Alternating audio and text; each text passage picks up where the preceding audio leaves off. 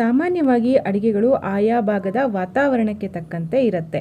ಇವತ್ತು ನಾನು ಕರಾವಳಿ ಭಾಗದಲ್ಲಿ ಹೆಚ್ಚಾಗಿ ಮಾಡುವಂತಹ ಪ್ರಸಿದ್ಧವಾದಂತಹ ಒಂದು ಅಡುಗೆಯೊಂದಿಗೆ ಬಂದಿದ್ದೇನೆ. ಇದು ಅವಿಯಲ್.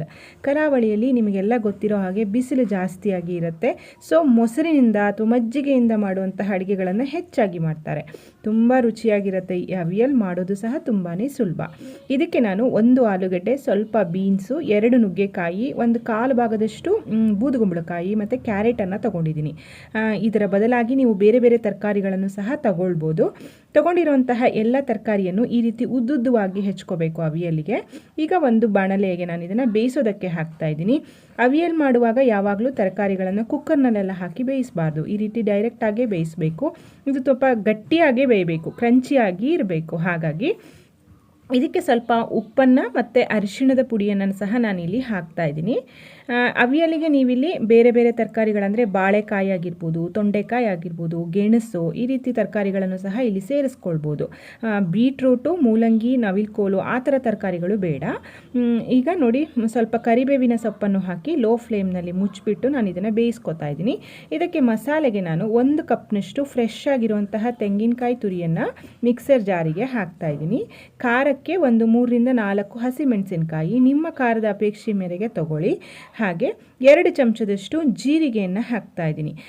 ಈ ಅವಿಯಲಲ್ಲಿ ತೆಂಗಿನಕಾಯಿ ಮತ್ತು ತೆಂಗಿನೆಣ್ಣೆ ನಾವು ಸೇರಿಸ್ತೀವಿ. ಹಾಗಾಗಿ ಅದರದ್ದೇ ಪರಿಮಳ ಸ್ಟ್ರಾಂಗ್ ಆಗಿ ಇರುತ್ತೆ ಮತ್ತು ಜೀರಿಗೆ ಪರಿಮಳ. ಹೆಚ್ಚು ಮಸಾಲೆ ಎಲ್ಲ ಏನು ಹಾಕೋದಿಲ್ಲ. ಇದಕ್ಕೆ ನೀರನ್ನು ಹಾಕದೆ ಈ ರೀತಿ ಗಟ್ಟಿಯಾಗಿ ನಾನು ರುಬ್ಕೊಂಡಿದ್ದೀನಿ. ನೀರನ್ನು ಹಾಕಿ ಮಸಾಲೆಯನ್ನು ತೆಳುವಾಗಿ ರುಬ್ಕೊಳ್ಬೇಡಿ. ಅವಿಯಲ್ ತೆಳುವಾಗಿದ್ದರೆ ಚೆನ್ನಾಗಿರಲ್ಲ, ಗಟ್ಟಿಯಾಗಿರಬೇಕು. ನೋಡಿ, ಇವಾಗ ತರಕಾರಿಗಳು ತುಂಬ ಹದವಾಗಿ ಬೆಂದಿದೆ. ಇಲ್ಲಿ ನುಗ್ಗೆಕಾಯಿ ಬೇಯೋ ತನಕ ವೆಯ್ಟ್ ಮಾಡಿದ್ರೆ ಸಾಕು. ಬಾಕಿ ತರಕಾರಿಗಳೆಲ್ಲ ಬೇಗನೆ ಬೆಂದುಬಿಡತ್ತೆ. ತುಂಬ ಮೆಶಿಯಾಗಿ ಮೆತ್ತಗಾಗಿ ಬೆಂದರೆ ಚೆನ್ನಾಗಿರೋದಿಲ್ಲ. ಇವಾಗ ನಾನು ರುಬ್ಬಿರೋಂತಹ ತೆಂಗಿನಕಾಯಿ, ಜೀರಿಗೆ ಮತ್ತು ಹಸಿಮೆಣಸಿನ ಮಿಶ್ರಣವನ್ನು ಈಗ ಬೆಂದಿರೋಂತಹ ತರಕಾರಿಗೆ ಸೇರಿಸ್ತಾ ಇದ್ದೀನಿ. ಇಲ್ಲಿ ನಿಮಗೆ ಸ್ವಲ್ಪ ಗ್ರೇವಿಯಾಗೇ ಬೇಕು ಅಂತಂದರೆ ರುಬ್ಬುವಾಗ ಸ್ವಲ್ಪ ನೀರನ್ನು ಸೇರಿಸ್ಕೊಳ್ಳಿ. ಅವಿಯಲ್ನ ಯಾವಾಗಲೂ ಈಗ ಬಾಳೆ ತುದಿಯಲ್ಲಿ ಒಂಥರ ಪಲ್ಯ ಥರ ಸರ್ವ್ ಮಾಡ್ತಾರೆ. ಗಟ್ಟಿಯಾಗೇ ಇರುತ್ತೆ ಇದು. ಇದಕ್ಕೆ ನಾವು ಮತ್ತೆ ಮೊಸರನ್ನು ಹಾಕಲಿಕ್ಕಿದೆ. ಹಾಗಾಗಿ ಮತ್ತೊಂಚೂರು ತೆಳು ಆಗುತ್ತೆ. ತೆಳು ಬೇಕು ಅಂತಂದರೆ ನೀವು ಇಲ್ಲಿ ನೀರನ್ನು ಸೇರಿಸ್ಕೊಳ್ಬೋದು. ಇವಾಗ ಆ ಜೀರಿಗೆ ಮತ್ತು ಹಸಿಮೆಣಸಿನಕಾಯಿ ಹಸಿ ವಾಸನೆ ಎಲ್ಲ ಹೋಗೋ ತನಕ ಚೆನ್ನಾಗಿ 1-2 ರಿಂದ 3 ನಿಮಿಷ ಇದನ್ನು ಮೇಲೆ ಕೆಳಗೆ ಮಾಡ್ಕೊಳ್ಳಿ. ಅದರದ್ದು ಹಸಿ ವಾಸನೆ ಹೋದರೆ ಆಯಿತು. ಈಗ ಫ್ಲೇಮನ್ನು ಆಫ್ ಮಾಡಿ ಬಿಡೋಣ. ಈಗ ಇದಕ್ಕೆ ಒಂದು ಒಗ್ಗರಣೆ. ಅವಿಯಲಿಗೆ ಸಾಮಾನ್ಯವಾಗಿ ತೆಂಗಿನೆಣ್ಣೆ ಒಗ್ಗರಣೆಯನ್ನು ಕೊಡೋದು. 2 ಚಮಚದಷ್ಟು ತೆಂಗಿನೆಣ್ಣೆಯನ್ನು ಹಾಕ್ಕೊಂಡು ಅದು ಬಿಸಿ ಆದಮೇಲೆ ಸಾಸಿವೆ ಮತ್ತು 1 ಮುರಿದಿರೋಂತಹ ಬ್ಯಾಡಗಿ ಮೆಣಸಿನಕಾಯಿನ ಹಾಕ್ತಾ ಇದ್ದೀನಿ. ಆಗಲೇ ಹೇಳಿದಾಗೆ ತೆಂಗಿನೆಣ್ಣೆ ಪರಿಮಳ ಆಗುತ್ತೆ. ಹಾಗಾಗಿ ಇದಕ್ಕೆ ಇಂಗನ್ನೆಲ್ಲ ಹಾಕೋದಿಲ್ಲ. ಒಗ್ಗರಣೆಯನ್ನು ಇದಕ್ಕೆ ಮಿಕ್ಸ್ ಮಾಡ್ತಾ ಇದ್ದೀನಿ. ತುಂಬ ಚೆನ್ನಾಗಿರುತ್ತೆ ಫ್ರೆಂಡ್ಸ್. ಇದು ಎಲ್ಲ ತರಕಾರಿಗಳನ್ನು ಹಾಕಿರೋದ್ರಿಂದ ಇದು ಆರೋಗ್ಯಕ್ಕೂ ಸಹ ತುಂಬಾ ಒಳ್ಳೆಯದು. ಇವಾಗ ಇದಕ್ಕೆ ಫ್ರೆಶ್ ಆಗಿರುವಂತಹ ಗಟ್ಟಿಯಾಗಿರುವಂತಹ ಮೊಸರು, ಹುಳಿ ಮೊಸರೆಲ್ಲ ಬೇಡ, ಗಟ್ಟಿಯಾಗಿರುವಂತಹ ಮೊಸರನ್ನು ನಾನು ಈ ಚಮಚದಲ್ಲಿ 2 ಚಮಚದಷ್ಟು ಹಾಕ್ಕೊಳ್ತಾ ಇದ್ದೀನಿ. ಸ್ವಲ್ಪ ಗಟ್ಟಿಯಾಗೇ ಇರುತ್ತೆ ಇದು. ನಿಮ್ಗೆ ಇನ್ನೂ ತೆಳು ಬೇಕು ಅಂತಂದರೆ ನೀವಿಲ್ಲಿ ಇನ್ನೊಂದು ಸ್ವಲ್ಪ ಮೊಸರನ್ನು ಸೇರಿಸ್ಕೊಳ್ಬೋದು. ನೋಡಿ, ಮೊಸರನ್ನು ಹಾಕಿಬಿಟ್ಟು ಕುದಿಸೋದೆಲ್ಲ ಬೇಡ, ಜಸ್ಟ್ ಮಿಕ್ಸ್ ಮಾಡಿದರೆ ಆಯಿತು. ನಾವಿನ್ನೇನು ಊಟ ಕೂತ್ಕೋತೀವಿ ಅಂತ ಅನ್ನುವಾಗ ನೀವು ಮೊಸರನ್ನು ಹಾಕ್ಕೊಂಡ್ರೆ ಸರಿ ಹೋಗುತ್ತೆ.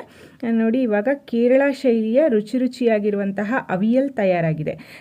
ಎಲ್ಲ ತರಕಾರಿಗಳಿದೆ ಅಂತ ಅನ್ನುವಾಗ ಏನು ಅಡುಗೆ ಮಾಡೋದು ಅನ್ನುವಾಗ ಖಂಡಿತ ಈ ರೆಸಿಪಿಯನ್ನು ಟ್ರೈ ಮಾಡಿ ನೋಡಿ. ಹೆಚ್ಚು ಮಸಾಲೆ ಎಲ್ಲ ಇಲ್ಲದೆ ತುಂಬಾ ರುಚಿಯಾಗಿ ಇರುತ್ತೆ. ಎಲ್ಲರಿಗೂ ಸಹ ಇದು ಇಷ್ಟ ಆಗೇ ಆಗುತ್ತೆ. ನೋಡಿ, ರುಚಿಯಾಗಿರುವಂತಹ ಅವಿಯಲ್ ತಯಾರಾಗಿದೆ. ಈ ವಿಡಿಯೋ ನಿಮಗೆ ಇಷ್ಟ ಆಗಿದ್ರೆ ದಯವಿಟ್ಟು ಈ ವಿಡಿಯೋವನ್ನು ನಿಮ್ಮ ಫ್ರೆಂಡ್ಸ್ ಆ್ಯಂಡ್ ಫ್ಯಾಮಿಲಿ ಜೊತೆ ಶೇರ್ ಮಾಡಿ. ಹಾಗೆ ಈ ವಿಡಿಯೋಕ್ಕೊಂದು ಲೈಕ್ ಕೊಡೋದನ್ನು ಮರಿಬೇಡಿ. ಮತ್ತೊಂದು ರುಚಿಯಾದ ಅಡುಗೆಯೊಂದಿಗೆ ಮತ್ತೆ ಬರ್ತೀನಿ. ಅಲ್ಲಿಯವರೆಗೂ ಧನ್ಯವಾದಗಳು. Thank you for watching. Thank you.